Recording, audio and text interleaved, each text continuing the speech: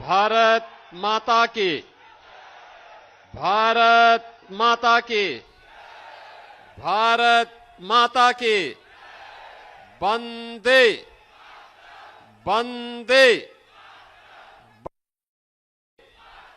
नमः पार्वती पतिये हर हर।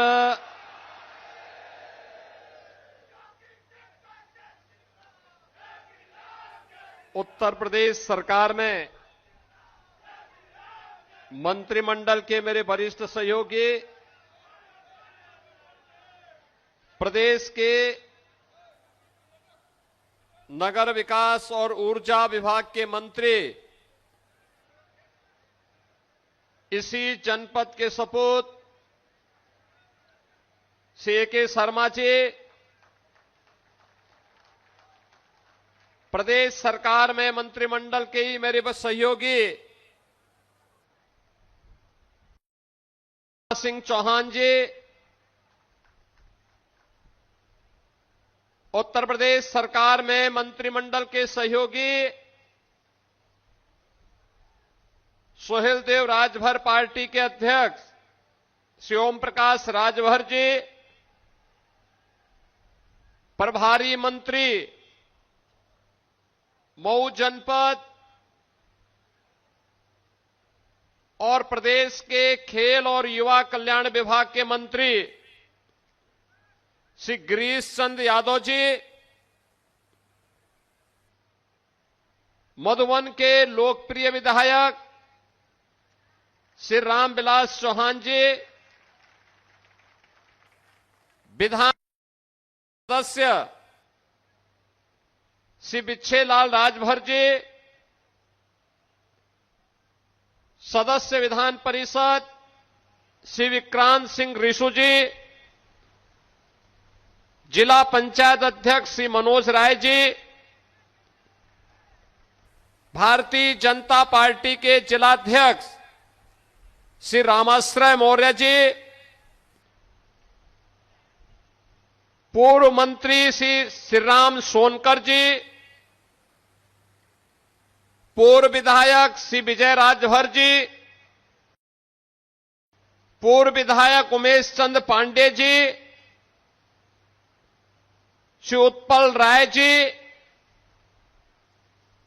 आज के इस कार्यक्रम में उपस्थित भारतीय जनता पार्टी के सभी पदाधिकारीगण, एनडीए के हमारे सभी सहयोगी दलों के पदाधिकारी, सभी जनप्रतिनिधिगण, मधुबन की सभा में उपस्थित मधुबन, घोसी, मऊ और गोहना विधानसभा क्षेत्र से जुड़े हुए सभी मेरे उपस्थित बहनों और भाइयों, मैं सबसे पहले भारत माता के महान सपूत, महान क्रांतिकारी साहित्यकार पंडित श्याम नारायण पांडे की इस पावन धरा को, महान समाज सुधारक स्वामी सहजानंद सरस्वती जी की इस पावन धरा को और मऊ जनपद को एक नई पहचान दिलाने वाले पूर्व केंद्रीय मंत्री श्री कल्पनाथ राय की इस पावन धरा को, पूर्व राज्यपाल और प्रदेश सरकार के पूर्व मंत्री श्री फागू चौहान जी की इस पावन धरा को कोटि कोटि नमन करते हुए इस क्रांति धरा के आप सभी बहनों और भाइयों का मैं हृदय से स्वागत करता हूं, अभिनंदन करता हूं। आज मुझे यहां पर मऊ जनपद के लिए सैकड़ों करोड़ की परियोजनाओं का सौगात देने और इन परियोजनाओं के माध्यम से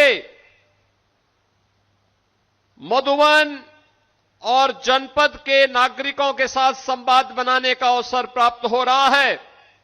मैं इसके लिए यहां के जनप्रतिनिधियों और आप सभी का मैं हृदय से धन्यवाद भी देता हूं। बहनों और भाइयों, आज उत्तर प्रदेश के पूर्व मुख्यमंत्री,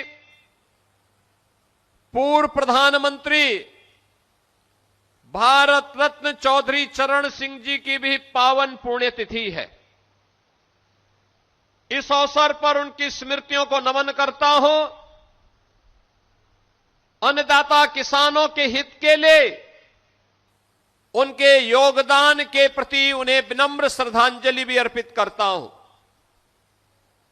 बहनों और भाइयों, विकास की जिन नई परियोजनाओं के साथ आज हम सब मधुवन में आए हैं, ये सभी योजनाएं जिनके बारे में मेरे पूर्व वक्ताओं ने आपके सामने विस्तार से कहा है, लोकार्पण की 38 परियोजनाएं हैं, जिन परियोजनाओं में 10 परियोजनाएं सड़क की हैं। इसी प्रकार से पुल और पुल योजनाएं हैं। ग्रामीण पेयजल से जुड़ी हुई 10 परियोजनाएं हैं और सुरक्षा की दृष्टि से महत्वपूर्ण पुलिस बल के अवस्थापना सुविधा की भी 6 परियोजनाओं को लेकर के आज हम सब यहां पर शिक्षा क्षेत्र के लिए राजकीय पॉलिटेक्निक, बालिकाओं के, गरीब परिवार की बालिकाओं के 12वीं तक की शिक्षा के लिए कस्तूरबा गांधी विद्यालय, आवासीय विद्यालय, राजकीय औद्योगिक प्रशिक्षण संस्थान यानी आरटीआई और स्वास्थ्य से संबंधित 2 परियोजनाओं और पर्यटन से जुड़ी हुई 2 परियोजनाओं के साथ आज यहां पर लोकार्पण की इन परियोजनाओं को तो संपन्न किया ही जा रहा है, साथ साथ जनपद की शिलान्यास परियोजनाएं भी आज नए सौगात के साथ, जिनकी लागत लगभग 237 करोड़ रुपए के आसपास है, इन परियोजनाओं के साथ भी आज हम सब यहां पर उपस्थित हुए हैं। बहनों और भाइयों, इन परियोजनाओं में सड़क की 55 परियोजनाएं हैं, शिक्षा की 3 और पुलिस की आवासीय अनावासीय सुविधा की 7 परियोजनाएं, स्वास्थ्य और चिकित्सा क्षेत्र की 2 परियोजनाएं, नगर विकास की 6 परियोजनाएं और पर्यटन की 3 परियोजनाओं को लेकर के भी आज इनका शिलान्यास का कार्यक्रम यहां पर संपन्न हो रहा है। मैं इन सभी परियोजनाओं के लिए मऊ जनपद वासियों को, मधुवन वासियों को हृदय से बधाई देता हूं, अपनी शुभकामनाएं देता हूं। बहनों और भाइयों, जब अच्छी सरकार आती है, अच्छे लोग चुन करके जाते हैं तो अच्छी सरकार आती है, और अच्छी सरकार आती है तो विकास लेकर के भी आती है। ये जो विकास है, यह आपके जीवन स्तर को उठाने का माध्यम है, बिना भेदभाव के। सड़क बनती है तो क्या वह जाति पूछ करके चलने देती है क्या? कोई स्वास्थ्य का केंद्र बनता है, क्या वह जाति पूछ करके उपचार करती है क्या? कोई पुल बनता है तो क्या वह जाति पूछ करके चलने की अनुमति देती है क्या? या बाढ़ सुरक्षा का कोई कार्य होता है तो क्या वह जाति पूछ करके बाढ़ से बचाव करती है? नहीं। ये सब तब होता है जब अच्छे लोग चुने जाते हैं और अच्छी सरकार बनती है, तब परिणाम आता है। जब गलत लोग चुने जाते हैं तब सुरक्षा में भी सेंध लगती है, जनता जनार्दन के विकास के लिए लगने वाले पैसे में सेंध लगती है, उस पर डकैती पड़ती है, बेटी और व्यापारी की सुरक्षा खतरे में पड़ती है और युवाओं के सामने पहचान का संकट खड़ा होता है। बहनों और भाइयों, यही तो था 17 के पहले उत्तर प्रदेश में, यही तो था। मऊ जनपद के लोग जिनकी उम्र 30-35 वर्ष से ऊपर है, वे 2005 में 21 वर्ष पहले इसी मऊ में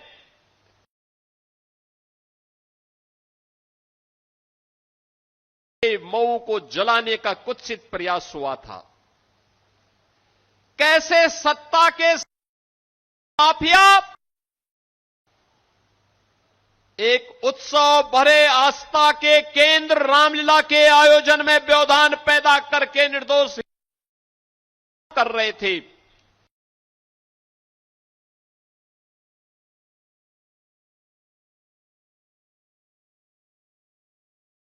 उन माफिया के सामने नतमस्तक थी और यहां की सुरक्षा खतरे में थी। अराजकता का तांडव था। विकास के कार्य तो नहीं होते थे, गरीब को कोई सुविधा नहीं मिलती थी, लेकिन चंदा जुटा करके भी अगर वह कहीं पर कोई अपना आयोजन करना चाहती थी, रामलीला का आयोजन, यज्ञ का आयोजन, रामनवमी, जन्माष्टमी, शिवरात्रि, तो उसको नहीं होने दिया जाता था, उसमें व्यवधान पैदा किया जाता था।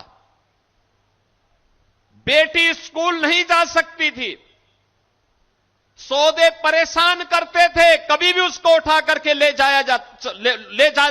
जाकर के अपहरण कर दिया जाता था। व्यापारी सूर्य अस्त के पहले अपने प्रतिष्ठान को बंद करने के लिए मजबूर होता था। हर परिवार चिंतित होता था जब परिवार का कोई सदस्य सूर्य अस्त के पहले घर नहीं पहुंचता था, तो लोगों में चिंता होती थी कि पता नहीं क्या हो जाए। उस अराजकता पूर्ण माहौल में, दंगा और कर्फ्यू से ग्रस्त माहौल में पहचान का संकट यहां के युवाओं के सामने खड़ा हुआ था। प्रदेश में तो नौकरी नहीं, लेकिन प्रदेश के बाहर जाते थे तो यूपी का नाम सुनकर के लोग पहले से ही उससे 10 कदम पीछे हटते थे। गरीब के घर में न शौचालय था, गरीब के लिए न आवास था, गरीब के लिए न स्वास्थ्य की सुविधा थी, गरीब के लिए न राशन था, गरीब के लिए न रसोई गैस की सुविधा थी, गरीब के लिए कुछ भी सुविधा नहीं थी। और में 14 में देश की बागडोर सौंपी थी देश के आज के यशस्वी प्रधानमंत्री श्री नरेंद्र मोदी जी के हाथ। भाइयों, पिछले 12 वर्ष में आपने बदलते हुए भारत को देखा है। मोदी जी हमेशा कहते हैं कि हमारी केवल 4 जातियां हैं, हमारे लिए केवल 4 जातियां हैं। एक जाति गरीब की, एक युवा की, एक नारी की और एक अन्नदाता किसान की। आप याद करिए, इन चारों में सब आ जाते हैं, ये सब उसमें आ जाते हैं। और उन्होंने कहा था ये 4 का उत्थान हो जाए तो देश दौड़ने लग जाएगा, दुनिया की एक बड़ी ताकत भारत बन जाएगा। और इसके लिए उन्होंने योजनाएं बनाई। कार्यक्रम आगे बढ़ाए। लेकिन मोदी जी दिल्ली में योजना बनाते थे, भाजपा के अन्य राज्य लागू करते थे, लेकिन यूपी में 14 से 17 तक समाजवादी पार्टी की सरकार ने उन योजनाओं को यूपी में लागू नहीं होने दिया। न गरीब के लिए शौचालय बनने दिए, न गरीब के लिए आवास बनने दिए, न गरीब को राशन की सुविधा देने दी, न गरीब के लिए सड़क बनने दी। क्योंकि समाजवादी पार्टी तो माफिया और गुंडों के सामने नतमस्तक थी, नाक रगड़ती थी माफिया के सामने। माफिया को देख करके पसीने छोड़ते थे इनको। इनके मुंह से कोई बोली नहीं निकलती थी। बहनों और भाइयों, जो आज उपदेश देते फिरते हैं समाजवादी पार्टी के लोग, इनसे पूछा जाना चाहिए, इनसे पूछा जाना चाहिए कि जो 65 लाख गरीबों को आज प्रदेश में आवास मिला है, ये 65 लाख आवास 4-4 बार समाजवादी पार्टी की सरकार थी, तब क्यों नहीं गरीबों को मिला है? ये प्रश्न इनसे पूछा जाना चाहिए। जिन 3.25 करोड़ गरीबों के घर में शौचालय बना है, इन गरीब घरों में शौचालय समाजवादी पार्टी की 4-4 बार की सरकारों में क्यों नहीं बना है? और कांग्रेस ने तो देश के अंदर, प्रदेश के अंदर सर्वाधिक समय तक, लगभग 50 वर्षों तक शासन किया, इन 50 वर्षों में क्यों नहीं बनाया? और गरीबों को आज हम फ्री में राशन की सुविधा का लाभ दे रहे हैं। यह राशन उन गरीबों को तब तो गरीब का राशन कांग्रेस के समय में कांग्रेस के गुंडे और समाजवादी पार्टी के समय में के गुंडे डकार जाते थे। गरीब तो टकटकी लगा के देखता रहता था, उसको कुछ भी नहीं मिलता था। बहनों और भाइयों, आज प्रदेश के अंदर 10 करोड़ लोगों को तो हमने आयुष्मान भारत और मुख्यमंत्री जन आरोग्य योजना के अंदर मुफ्त में स्वास्थ्य की सुविधा उपलब्ध करवा दी है और निरंतर उसमें वृद्धि की जा रही है। हर गरीब को यह सुविधा मिलेगी, हर गरीब को मिलेगी। हर किसान परिवार को, किसान हो या बटाईदार हो, किसान परिवार का कोई सदस्य हो, दुर्भाग्य से किसी आपदा की चपेट में आ जाता है तो मुख्यमंत्री कृषक दुर्घटना बीमा के अंदर 5 लाख रुपए की सहायता सीधे 24 घंटे के अंदर हमारा ये जनप्रतिनिधिगण जाते हैं, उस गरीब परिवार को देके आते हैं।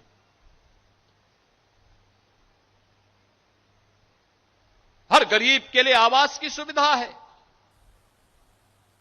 हर गरीब के घर में पानी पहुंचाने के लिए प्रयास किया जा रहा है।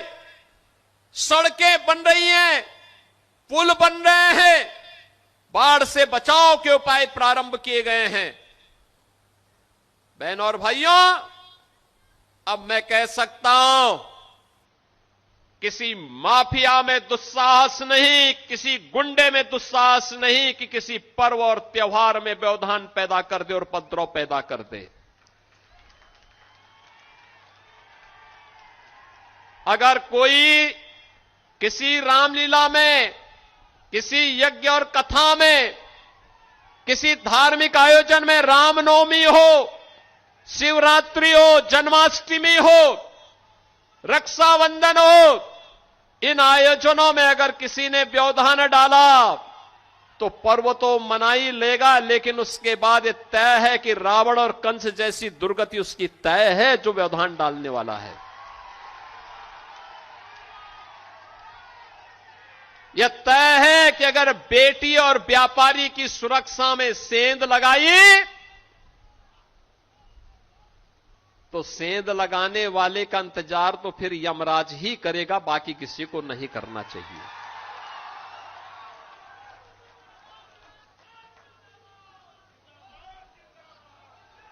आज माफिया आज माफिया पिस्तौल लहराते हुए कोई धमका करके खुली जीप में चल करके किसी हिंदू को धमका नहीं सकता है, अब नहीं धमका सकता है। और इसीलिए बहनों और भाइयों, जब ये काम हुआ है बिना रोक के, बिना टोक के, बिना किसी भय के, बिना रुके, बिना डिगे, बिना थके, जब ये अनवरत इस प्रकार के अभियान चले हैं,